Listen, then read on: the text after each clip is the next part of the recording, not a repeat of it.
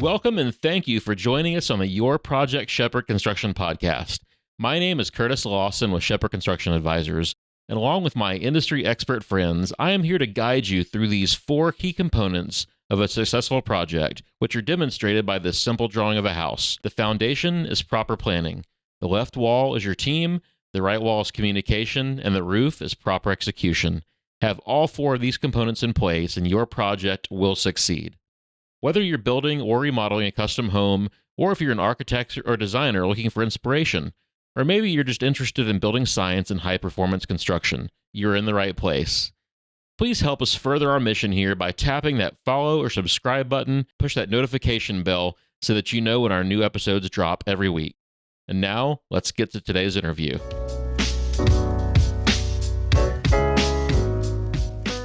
Hey everybody, welcome to today's episode of the Your Project Shepherd podcast. I'm your host, Curtis Lawson, and today my guest is Ryan Goodwin from Stego Industries. Now, I first met Ryan and the Stego team, I guess, earlier this year at IBS. They hosted a big dinner at IBS. They invited Matt Reisinger, and he invited me and a few other people, and so I got to go out and hang out with the Stego team and learn more about what they do. And one particular thing that caught my attention there in those discussions at dinner was a relatively new product that they have called Pango Wrap. And it interested me because it's an all-in-one vapor barrier and termite barrier. And I told them that day, I said, hey, get with me because we want to try to use this on an upcoming project.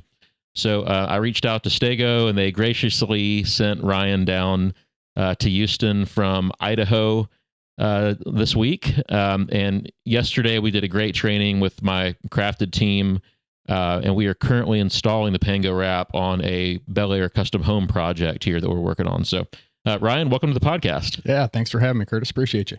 Sorry about that long-winded intro there. Could have let you hop in, but so we're going to mainly talk about Pango Wrap today. But you guys make several different types of vapor barrier products and things like that, crawl space encapsulation and concrete finishing. So why don't you give us a quick maybe history of Stego, and then tell us about all the different stuff that you do before we get into Pango specifically. Sure. This is Stego's 25th anniversary, so we've been making a pretty good campaign to celebrate that this year. Our company was founded by a father-son team 25 years ago. Right out of their house and garage, marketing a below slab vapor barrier. That was a true vapor barrier, which is markedly different than the 6 mil poly or 8 mil black plastic, 10 mil clear, whatever color you got, a high performance vapor barrier. And the timing of that was really perfect because it coincided with the EPA's restriction of the use of solvent-based adhesives in floor coverings. The VOCs coming off of those solvent-based adhesives were, deemed harmful for indoor air quality and people and so on. And our vapor barrier was sufficient enough to block moisture that was getting through the old poly. So we kind of hit it right on the sweet spot of coming out as a company with a product that was solving a new problem that was entering. Since then, we've developed a number of product lines. We have products all the way from residential focused products, Stego Home. We have crawl space focused products that are, white instead of our standard yellow for Stego Wrap. It makes a really nice, aesthetically pleasing crawl space. Different roll sizes optimized for crawl space and so on. All the way up to real robust gas barriers. So we're dealing with moisture all the way up to methane at this stage in the game. And as you mentioned, the product I manage is called Pango Wrap, and it is a true vapor barrier, and it is a physical termite barrier. So we're not incorporating any pesticides, impregnating them into the film in any way, shape, or form. This is strictly a physical barrier for termites. Awesome. So does Pango also, you mentioned methane and I assume like radon. Does Pango also provide a radon and methane barrier as well? Methane, no, we're not rated for, the LA rating for methane barriers with this product. Okay. It does have a radon diffusion coefficient. Okay. So an interesting thing in the barrier world for radon, there's no classification. There's no metric to hit to say, okay, now this is a good radon barrier. All we can do is provide the rate of transmission that radon will pass through a piece of plastic. Okay. And in our experience, it is Pango is very sufficient for that. It exceeds a lot of standard high performance vapor barriers as far as radon transmission goes, and it's a great product to consider in use of part of a passive radon mitigation system. So if you're capping the earth there with your barrier and allowing some other way for it to vent out, Pango's a great product, as is most of our Stego lineup. Yeah, that's something that we here in our market don't have to deal with. So I've actually never had to do any kind of radon anything here. So yeah, that's I'm really interested to know kind of what's happening in other parts of the country as far as that goes, and kind of what all the requirements are for other people. My home in Boise, Idaho, has a crawl space, and it's got some old rotten out 6 mil black plastic, and it's in a hotbed of radon zone, and I really need to get a radon test kit and see where I'm at and utilize some of the products that Stego has available. I was going to say, you can just, you have access to all that stuff. You just have to spend a few hours in your crawl space. A couple hours in the crawl space. Yeah, for sure. So on the Pango, I was telling you this yesterday. I think a lot of builders here in our market especially don't really think too much about the termite protection. It's not something that our cities check. They don't say, is there there's no inspection. They don't say, show us the paperwork. So it's just kind of left up to the builder to make sure that they do it. Even like architects doing their CA work and engineers doing inspections, like they never ask for that stuff either. So it's kind of out of sight, out of mind. I like taking a product that we're already going to use anyway, because all of our slabs are going to have a vapor barrier under the slab before the concrete's poured, or in the case of the house that we're doing right now with a crawl space, we're doing some kind of vapor barrier in the crawl space. So we're taking something that we have to do anyway, and we're adding that benefit of having the termite protection as well. And it's also just like it's a much more robust product too. It's what is it, 15 mil? 15 mils, yep. Yeah, so like most of the foundation work here in our market is turnkey. So the concrete, the foundation company, they usually provide the poly. Yep. And they're probably going to use something on the cheaper end of the spectrum because the builder doesn't care. The homeowner generally doesn't care. So they're just going to use the cheap 6 mil stuff. I've inspected a lot of slabs before they're poured. There's holes all over the place and little tiny pieces of tape kind of covering holes, right? Yep. So with the Stego products and the Pango product, it's definitely very robust. Absolutely. The puncture resistance and tensile strength of our even our 10 mil products is, there's 3 classifications for strength when it comes to vapor barriers. ASTM 1745 is our guiding standard, A, B, and C. Even Class C products are extremely robust. PangoWrap is a Class C material for puncture resistance. And you were on that job site walking on gravel. There was, ramset shell casings that people are walking on. And yeah. I walked around and looked, and there were dimples for sure, but it had not punctured. If there is a puncture, we can go around prior and patch that up, no problem. But I didn't see any. I was impressed. We had like 6 guys walking around yesterday on that stuff for a few hours, like you said, walking around after it was laid with a ramset gun and dropping shells and nails and all kinds of stuff, and walking. It's sitting on a bed of gravel that we put down last week, and I didn't see any holes either. So. Also, those rolls are really heavy too, so definitely have to have a couple strong people in there managing that stuff and unrolling it. Yeah, those rolls are 140 pounds. Some of our other residential focused lines, Stego Home, Stego Crawl, we do make a much smaller roll to get around, work around crawl spaces, and make it easier for a smaller footprint and a smaller crew to get done. But right now, that's what we have with Pango. So, this podcast, although we have a lot of builders, industry types that listen, I think we're kind of focused to homeowners, helping them make the right decisions. So I always like to start off by talking about what are the benefits, the product benefits for a homeowner, and we mentioned kind of the durability, not worrying about tears as much. Some radon benefits as well. Termite benefits, obviously, but what are some other things that are a benefit to the consumer? I think the big benefit to the consumer, the homeowner, is the fact that we are reducing or eliminating the application of pesticides in directly underneath the place where they live and breathe.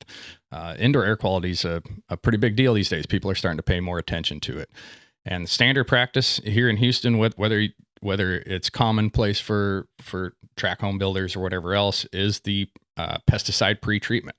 Pest control guys will go out and they'll soak the soil to a depth of whatever the specs call for, 10, 12 inches. They want that poison to soak down into the soil, and then they'll go ahead and complete their construction. So your home is sitting on 12 inches of soil that is saturated with a pretty nasty chemical. Yeah. That's not something I would be interested in living over. So eliminating that, I think, is probably the most important thing that we bring to the table for the consumer. I think also that not having to retreat, because I don't know what the lifespan on those chemicals are that they do that treatment with, but all of that stuff eventually has to be retreated, or maybe on an annual basis or something like that. Yeah, absolutely. So if you have a slab on grade and you pre-treat that soil, you're going to get 6 months to 5 years. Some warranties may go longer, but it is going to degrade.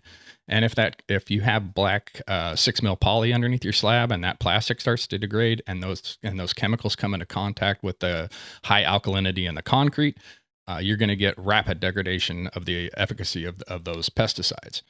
So using PangoWrap to one, eliminate those and prevent any sort of degradation of chemicals that you're going to have to reapply is a big deal. When you do have degradation of pesticides underneath your slab, and you do get termites coming through your plumbing penetrations or whatever conduit they can find to get in your home, the remedy is to core out that concrete slab. You're going to drill that concrete slab. You're going to inject chemicals back under your house to treat that localized area. We can use some of our Pango Bond products that I know your crew had so much fun dealing with, that 2-part epoxy, but we can go in on and seal those areas from the top side without resorting to chemicals. One thing I will mention with the physical barrier, you're only going to protect the area that the physical barrier covered. There's no deterrent. We're not killing termites. There's no mortality. So, underneath the structure, yeah, we got you covered. If you want to wrap it up the exterior side, we'll block a termite from going through that product all the way up until when the vapor barrier stops. Right. So perimeter treatment is still something to consider for a homeowner in heavy termite areas. So I would recommend a bait station as opposed to trenching and soaking the exterior of your property with pesticide. You can run bait stations out there, and it's a lot more environmentally friendly, kid safe, dog friendly. Yeah. So on. What's the typical lifespan if you know on 6 mil poly under a slab? Do you have any idea like how long that normally lasts versus the Pango? It's very difficult to give you a straight answer on that, just because poly is made from recycled plastics. One run they may be made out of milk jugs. The next run it might be made out of plastic trash bags. So it's reground, recycled, reused plastic, which is great. There's a lot of great applications for poly, but when you're blocking moisture, termites, radon, or want a long-term piece of plastic underneath your slab, it's a bad idea. So, a story we always like to tell with Stego, and we have pictures, our original home office had a dentist office going in right next door to us, and they cut out a portion of that slab to install some fancy dental chair. And we went over to take a look. We brushed away some of the sand, and there was about a 10 square foot area. There was about a cornflake sized chunk of the original 6 mil poly that was left. And that was 5 years. That was 5 years after that slab had been placed. Yeah. So it can vary wildly. If you're in West Texas and in perfect conditions with super dry climate, and you got good poly to start with, shoot, it might last a very long time. Yeah. We do a ton of remodeling, and so we've cut out slabs to run new plumbing and different things. So I've seen a lot of examples from 1940s houses up to 1980s or 90s houses where we're taking out slab, and I would say that in most of them, once you get down to that poly, it just crumbles. Like you touch it, and you've seen plastic that stays out in the sun for a long time. Same thing, the plastic just crumbles in your fingers. Yep. So yeah, very common. I think the last thing for those who are somewhat patriotic, you guys are all made in the USA too, right? Correct. Yep. Very proud of that. So you buy some of the cheap poly, it might be coming from God knows where. Yeah. So changing to benefits to builders, so speaking as a builder, to me, one of the big things I already mentioned is, you're doing something with the same crew that would probably already be doing this to begin with, right? So you're installing one product versus two steps. It's one less thing to forget about, one less thing to manage. So you're consolidating that labor, which is a big deal for me. Yeah, absolutely. And, one thing that we hadn't talked about is if you do have a pest control guy that's scheduled out to be on your job site to pre-treat the soil, there's a 24-hour period where nobody's supposed to be on that job site. Right. Whether that gets followed or not, that is up to the contractor. But, if you're following the rules, the label on those pesticides, they don't want people on those areas for 24 hours. If it rains within that 24-hour period, it requires a reapplication of pesticide. Right. Again, whether that actually happens is to be determined, right? Right. So you just from an environmental standpoint, you could end up with multiple applications of pesticides or an application of pesticide that is negated by a rain event. And now we just put a bunch of poison into our water and our soil and our waterways, and for no benefit to the consumer. So. Yeah, I would venture to say that there's some conscientious builders who would go back and reapply, but I think by and large, most people are probably not going to stay off for a day. They're probably not going to retreat after the first time. This is just what I've seen. Sure, just like any, there's people that follow the letter of the law, and there's people that don't. Same with pest control folks. So. Yeah, once that box is checked, it's it's done. Also, for builders, if they're going for their National Green Building certification on a project, I think you said it earns like 4 points? We get 4 points for NGBS certification. Yes. Cool. Yep. So if you're a builder and you're looking to do that on your projects, that's an easy 4 points to earn. And again, it's something that you're probably already doing anyway with another product. Sure. And for, if anyone's going for the LEED certification as well, we can certainly contribute to that.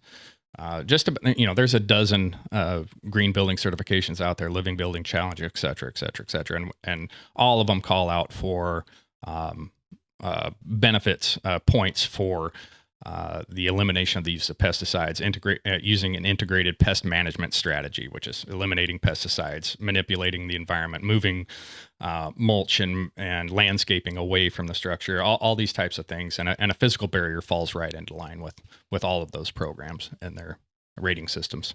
Yeah. And then the last thing I had on my notes I think it's a great benefit is it's actually really simple to install. So yesterday, I had three of my project managers and one of our other workers that was there. Normally we would have a subcontractor install this, but since Ryan was here, I said, hey guys, let's all get together and do this together as a team for the first time. And I think we probably would have done it in one day had we not kind of killed the first couple hours, doing trainings and just kind of getting set up with cameras and all that kind of stuff.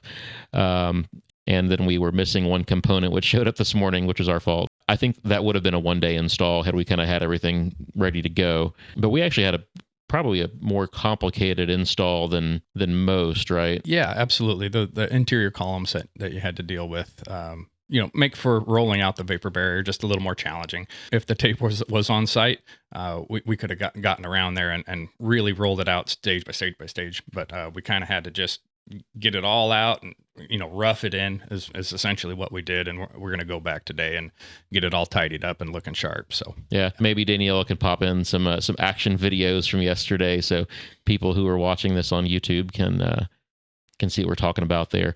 But yeah, so we the house that we're doing, just to kind of go a little deeper, the garage was a slab on grade, so we actually used the Pango product under the slab on that. We have some photos of that, but on the main house, because it's in the floodplain, the house is built up, the finished floor with 5 feet off the ground, and so we have a 4 foot high perimeter CMU stem wall, and then in the middle we've got all these little columns popping up, these CMU columns, plus all of our plumbing penetrations coming up from the ground too.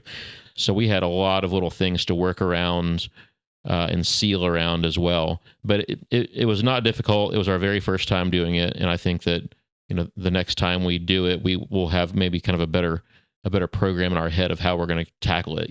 Sure. And anyone that's installed a high performance vapor barrier to the ASTM E1643 standard, I know that's not the norm in residential construction, but commercial construction, that kind of is the general guideline that people follow. And it's no different. We're overlapping our seams. We're taping them with tape. We're addressing pipe penetrations and sealing to the perimeter edge, wherever that may be. So it's not wildly different for people that have had experience installing the Stego Wrap or any of the other vapor barriers out there. Yeah.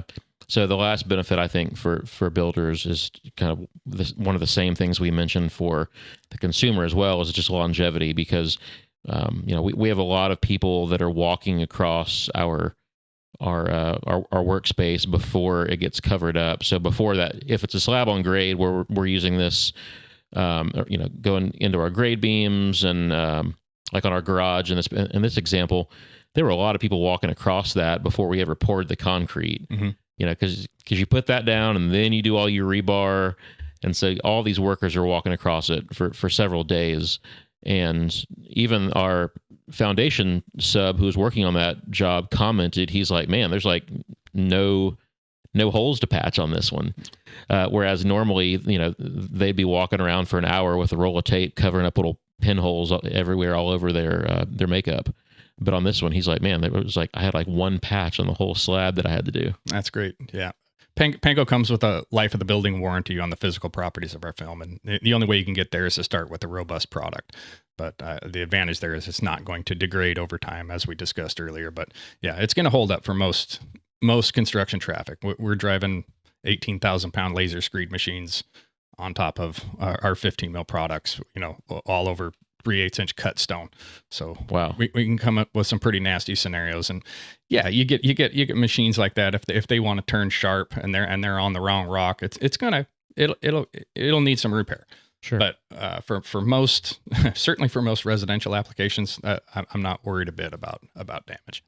Yeah. So to kind of close out, I just wanted to talk briefly about kind of like the installation method. So y'all have several components of the Pango system. We've got the rolls of the wrap, right? And then we've got the termination bars and the two-part epoxy. So talk about just kind of like what all the pieces of the system are that people would be purchasing. Yeah. So at the base, you have the Pango Wrap, as you mentioned, and the Pango tape, which showed up this morning. That's our seaming tape. It's a pretty versatile product. So you're going to overlap your seams, use that tape to join them together. It can also be used around pipe penetrations. We can cut out a little pipe collar out of some excess Pango Wrap, slide it down, and we'll tape around that penetration with our Pango tape. Pretty quick and easy. Another way to do that on the pipe penetration side is to use that two-part epoxy Pango bond.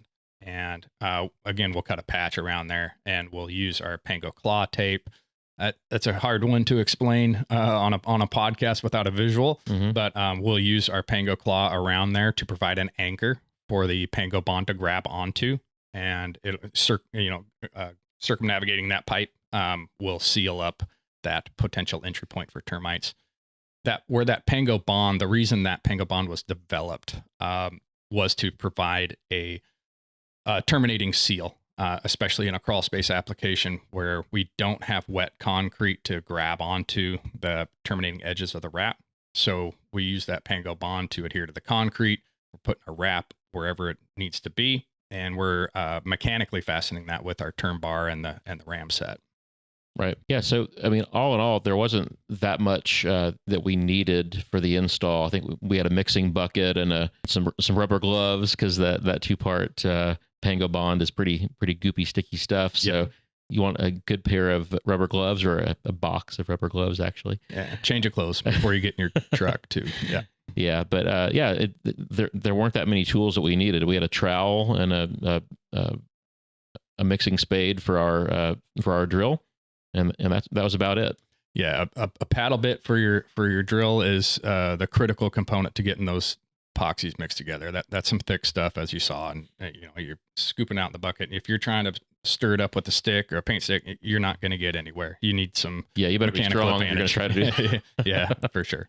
Yeah. So, all right. Well, that's about all I had for today. I appreciate you coming out to work with us on that project, and definitely appreciate you coming on the podcast to talk to me about it too. Well, thank you for the invitation. Thank you for the opportunity to be a part of this project you're working on right now. That's real exciting for us, and look to work with you in the future if at all possible. Yeah, and my goal is to get as many builders here in the Houston area to be aware of your products and to start using it, because it's something, again, we kind of default to the lowest common denominator of the cheap poly. Mm-hmm. And I think especially in this market with these types of crawl spaces and the custom home side, especially, like, custom builders in the kind of market that we're in, we need to be using this product, right? We don't need to be going the cheap route. And so my goal is to kind of help you guys spread the word on this and hopefully get you down here more often to work with some more builders. I appreciate you a lot. Thank you, Curtis. Yep. So if you want to check out Stego, website is stegoindustries.com. You got it. Yep. So be sure and check them out. And if you have any questions about it, please reach out to me in the podcast. I'll connect you with Ryan if you want to talk about Pango or any of the Stego products. So appreciate all you guys joining us again for this episode of the Your Project Shepherd podcast, and we'll see you next time.